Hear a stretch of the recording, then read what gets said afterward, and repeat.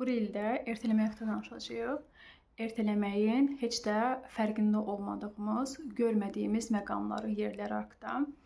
Ertələmək bəlkə də sənə tənbəllik, hər hansı bir ertələmək xəstəliyi bu kimi algı yaradır və ya da ki, ətrafdan bu kimi belə deyək də fikirlər eşitmisən və düşünürsən ki, ertələmək bir problemdir və ya da ki, belə deyək də xəstəlikdir. Bu heç bir halda həll olunacaq, düzələcək bir şey deyil.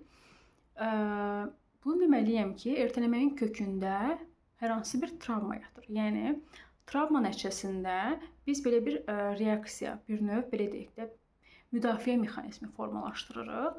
Bu sinir sistemimizin bir növ bizim müdafiə şəklidir ki, tam olaraq bizdən asılı olan bir yerlər deyil. Və bu necə bir travmadır? Hansı ki, uşaqlıqda bəlkə də həddindən çox yetərsizlik, bacarıqsızlıq, uğursuzluq, bu kimi anlayışlara, bir növ belə deyək də, bu kimi etiketlərə məruz qalmısan və normal olaraq səndə ertələmək problemi yaranmağa başlayıb.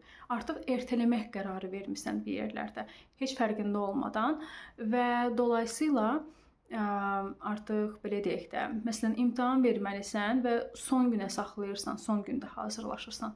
Halbuki bəlkə də neçə gün vaxtın var, hazırlaşa bilərsən çox rahat şəkildə, amma özünə əziyyət verib bir növ belə deyək də, özünə əziyyət verməyi hardasa sevirsən, heç fərqində olduğun bir şey deyil bu və dolayısıyla son gündə hazırlaşsan imtahana.